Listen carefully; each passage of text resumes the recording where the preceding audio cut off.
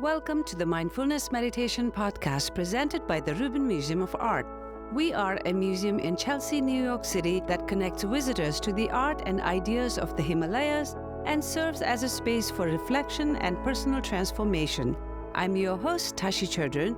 Every Thursday, we present a meditation session inspired by a different artwork from the Rubin Museum's collection and led by a prominent meditation teacher from the New York area. This podcast is a recording of our weekly in-person practice. In the description for each episode, you will find information about the theme for that week's session, including an image of the related artwork.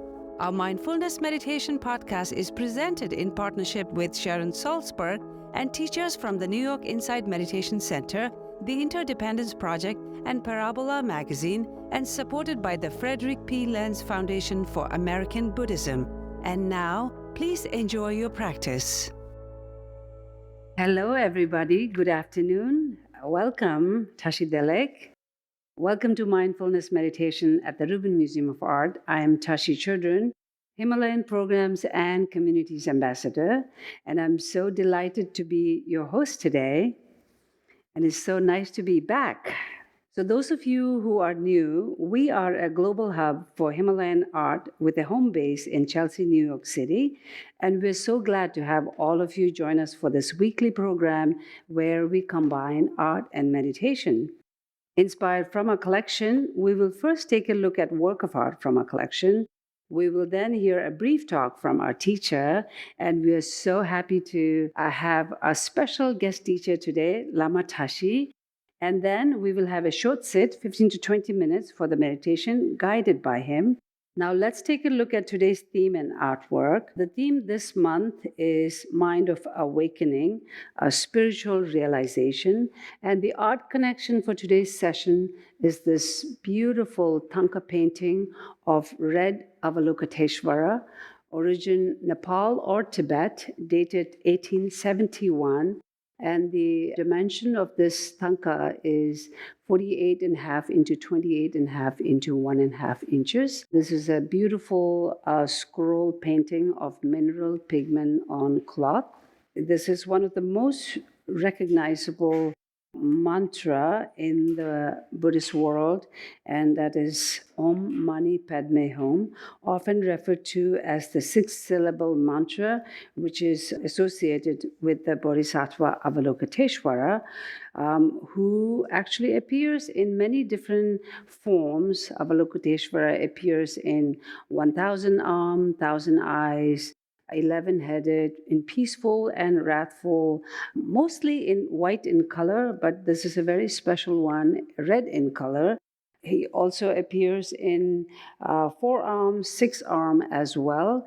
And in here, it's the beautiful Red Avalokiteshvara in 2 arms. In Tibetan, he's known as Chenrezig. Now, depicted here is the Red Avalokiteshvara painted in warm hues. He beckons viewers with the right hand held in the gesture of supreme generosity, the right palm facing the earth, palm facing to the audience. Around his radiant body are worldly deities, many originating in the Hindu tradition, such as Shiva, Brahma, Surya, Varuna, Ananta, Chandra, Vishnu, and Agni. This symbolizes his ability to see and manifest his compassion in all realms, while all other deities pay homage to him. Avalokiteshvara, the Chenrezig, is a bodhisattva who has made a vow to remain in the cycle of rebirth through countless lifetimes to work for the benefit of all sentient beings. Bodhisattvas vow not to pass into the blissful state of nirvana until all sentient beings are free of the cycle of samsara. Practitioners visualize Avalokiteshvara aspiring to make their body, speech, and mind indistinguishable for his. Now, let's bring on our teacher for today. Our teacher is Lama Tashi.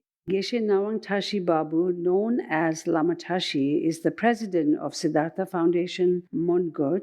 He served as the principal chant master of Dalai Lama's Drepung Losaling Monastery. Lama Tashi's Tibetan deep voice is world-renowned. He was the first Tibetan Buddhist monk to be nominated for Grammy with his recording of Tibetan master chants. Lama Tashi has shared his considerable knowledge at Buddhist and spiritual centers and universities throughout the US. Lama Tashi focuses his teachings on living a life of happiness, a secular approach to achieving a happier life. Lama Tashi, thank you so much for being here. Please help me in welcoming Lama Tashi.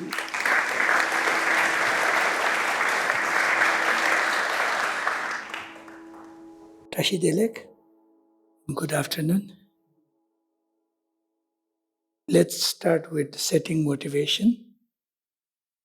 What we believe is very important. If we start any kind of things with positive thoughts and motivation, then we will accumulate more merits, good karma. So here we will say, for the benefit of all sentient beings, I would like to be an enlightened being or a good human being. So that's why I am here to meditate and engage with this talk. So I will chant. So if you can set this motivation.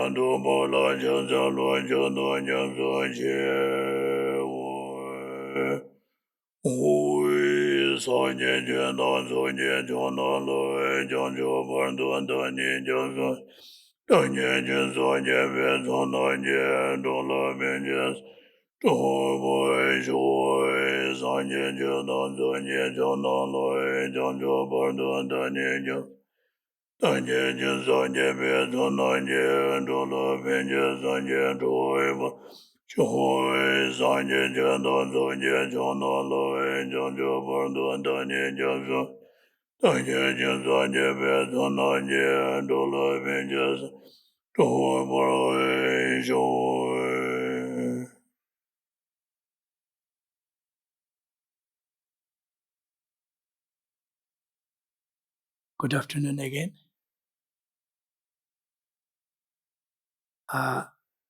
First, I will talk a little bit on this particular deity, Avalokiteshvara. Already Tashila mentioned a lot, so I don't think that I need to go detail. However, when we talk about Avalokiteshvara, most time we find him in a white color, white in color.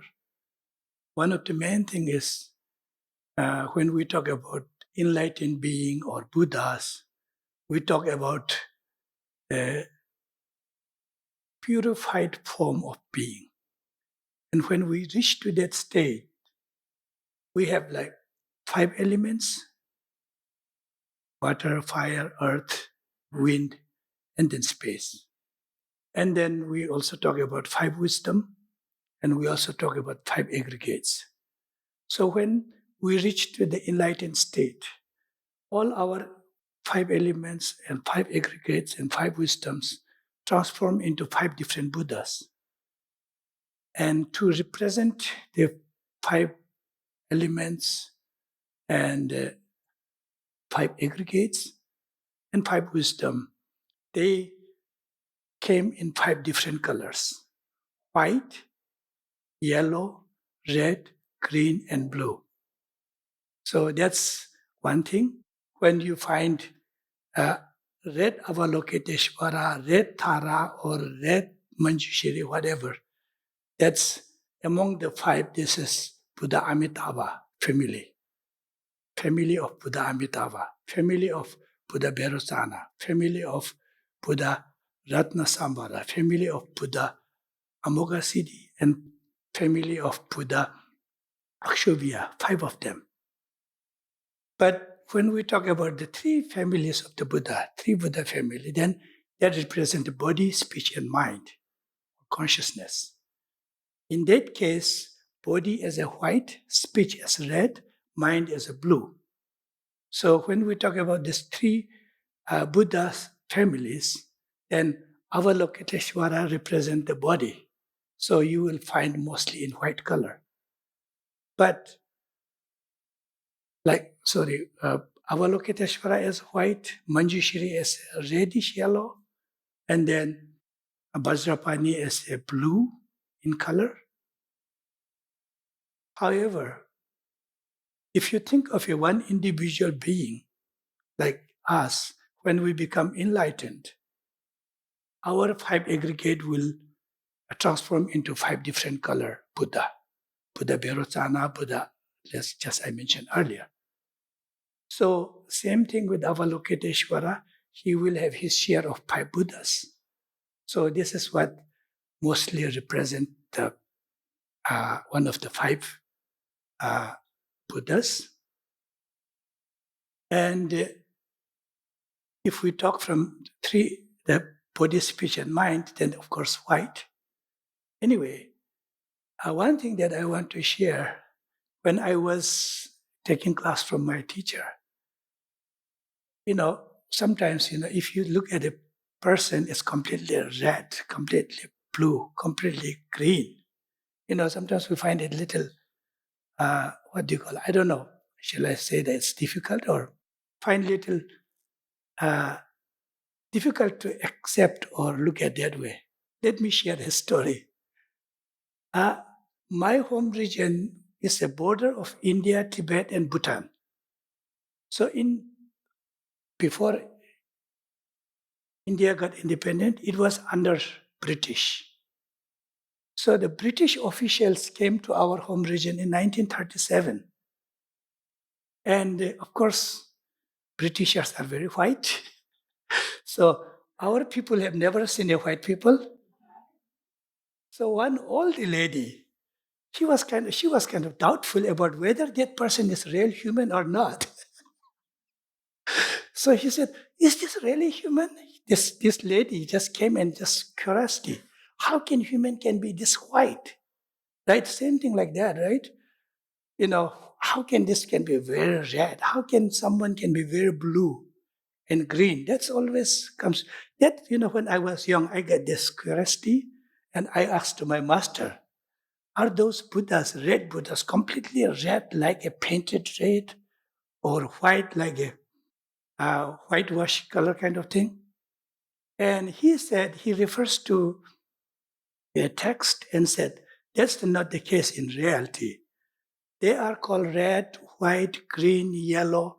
It says that, like among the red, I think we call like ruby. It's the most beautiful red color. And then green, you might find like emerald, beautiful green color stone. So it says that if you put that emerald next to Tara, Tara is a green.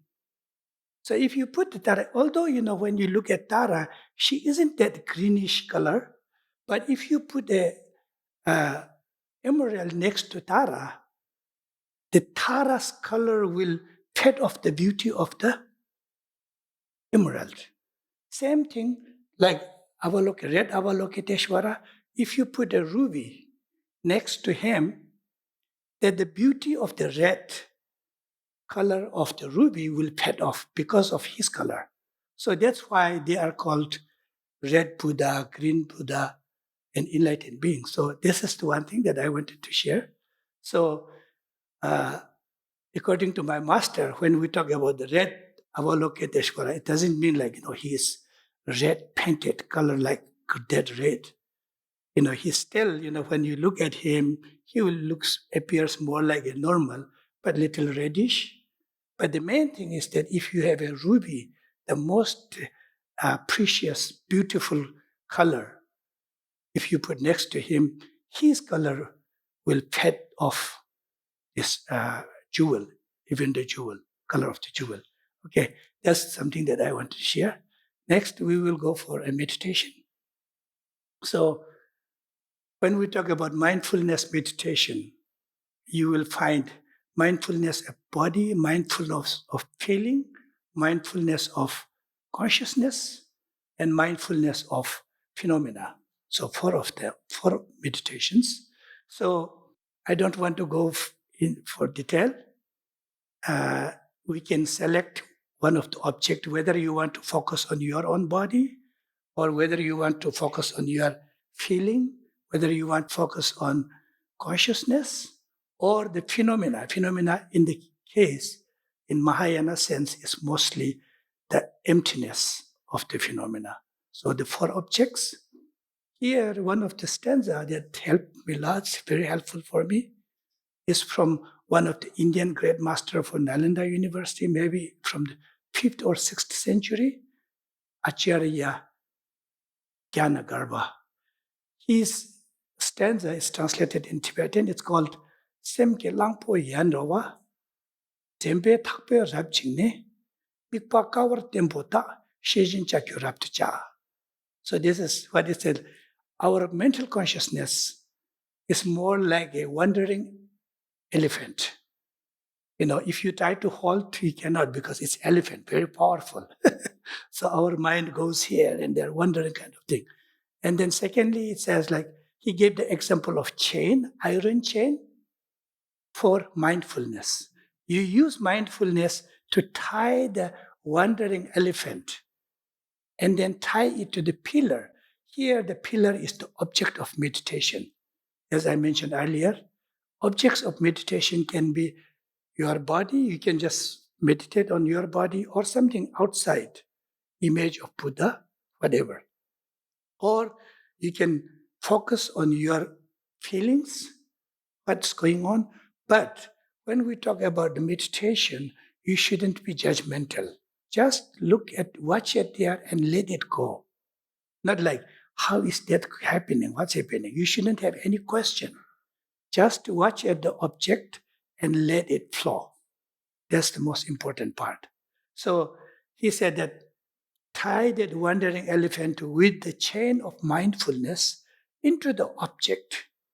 And once you have, tied that our mind, mental consciousness, into the object, now you use the iron bar of introspection, just looking at whether you are staying focused on the object or no, nothing else. If your mind diverts from the object, then bring it back by using the introspection. So four, like elephant, chain, object, and iron bar. Like the elephant trainer, they use iron bar to control the elephant. So we need introspection, watching at our consciousness, whether it's focusing to the object or not. So we will do this as a meditation. Now, when we meditate, first, traditionally, we watch our breathing and counting it. So we may not go for that detail. If you want to do meditation at home, you might want to count your breathing first and then sit for meditation and watching on something or an object. So when we meditate, now I will chant the mantra of Avalokiteshvara, which has healing energy. In Tibetan society, we believe those mantras are the purest and most positive form of sound and word. So if you recite, that word itself will transform you, the higher dimension. So we will sit in a sitting meditation posture. And whatever object you choose, you just focus there. And then when we start meditation, I will chant. And then you just let your mind, consciousness, flow by focusing on the object.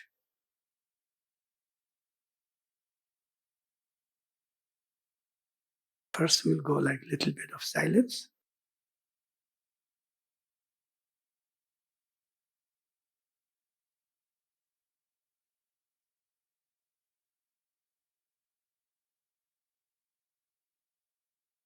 We can start with counting your breath. This is a technique to bring ourselves into now and here. Count it, just breathe in, breathe out.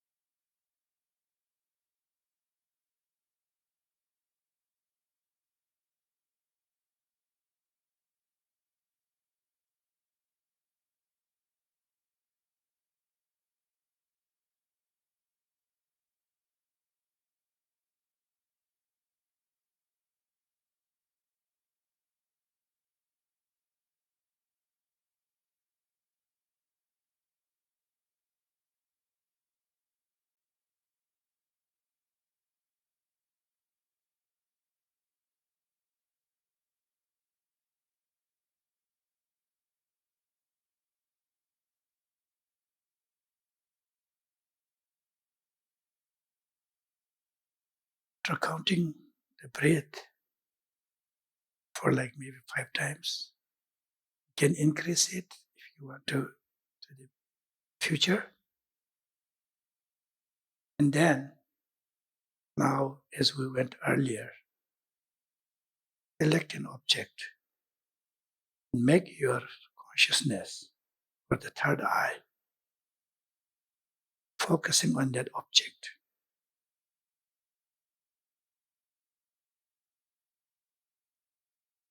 When you sit your back straight up and bend down your neck a little bit as if you are looking through the tip of your nose. You shouldn't be looking far away from yourself. It says that the tip of your tongue should be touching to the upper palate. Now you focus on the object.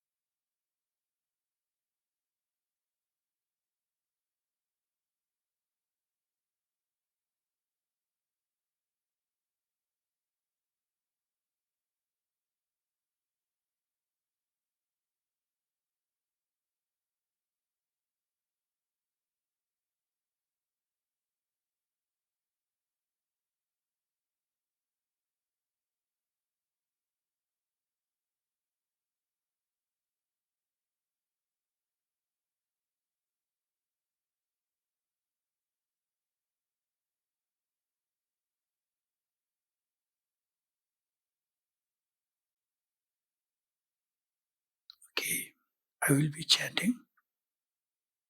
So you can continue your meditation, focusing on the object. And for this one, you may think that Avalokiteshvara is sitting in front of you and sending blessings to you. And although it will be my voice chanting, but you should think that this is the sound of the mantra itself. Mantras that coming from the Avalokiteshvara, from his heart, and comes with the light and nectar, dissolve into you and heal you by developing your compassion, kindness, and love towards all other being, and removing all the negative thoughts, negative intentions, and bless you with all the enlightened qualities. So you can visualize this.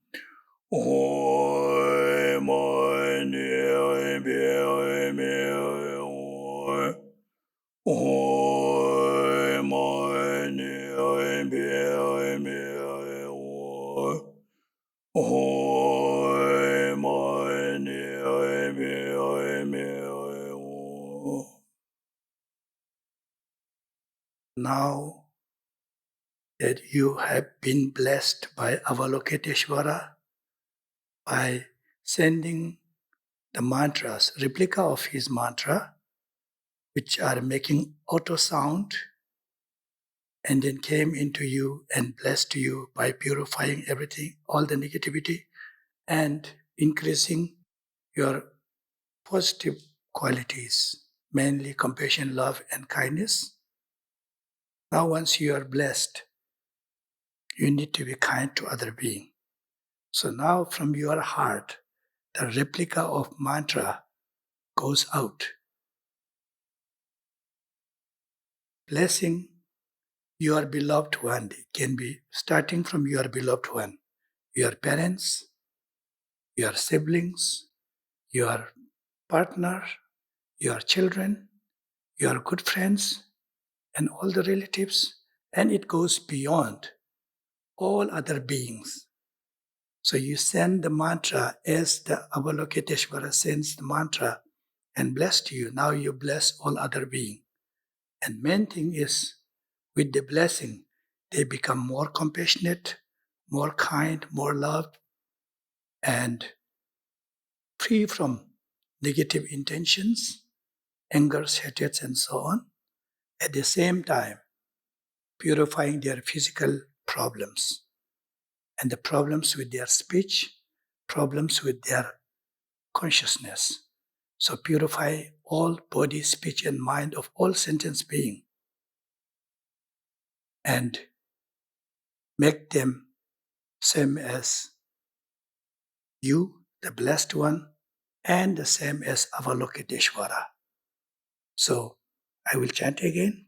Please visualize that.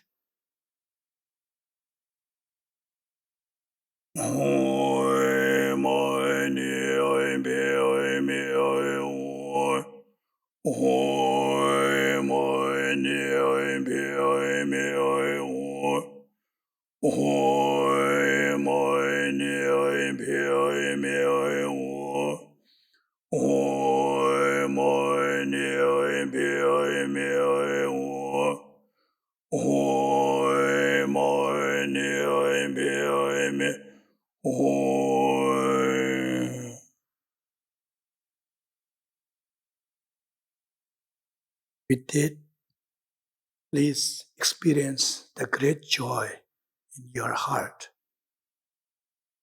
because of the blessing of Avalokiteshvara.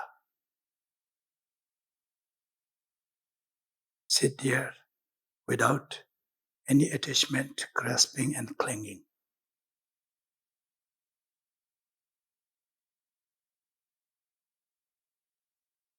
And make a dedication that whatever good merits I have accumulated, may this brings peace and harmony in the society. On earth, may no pandemic, no wars, no famine, and no natural disasters happen on earth. And may all the great beings, like His Holiness the Dalai Lama and many other great beings, live long and their messages reach to all other beings. Thank you.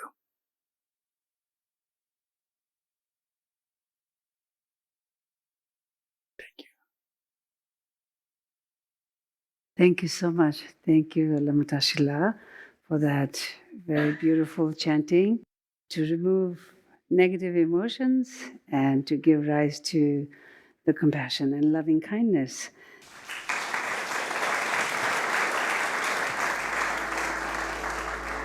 That concludes this week's practice. To support the Rubin and this meditation series, we invite you to become a member at rubinmuseum.org/membership. If you are looking for more inspiring content, please check out our other podcast, Awaken, which uses art to explore the dynamic paths to enlightenment and what it means to wake up. Season 2, hosted by Ravina Arora, is out now and explores the transformative power of emotions using a mandala as a guide.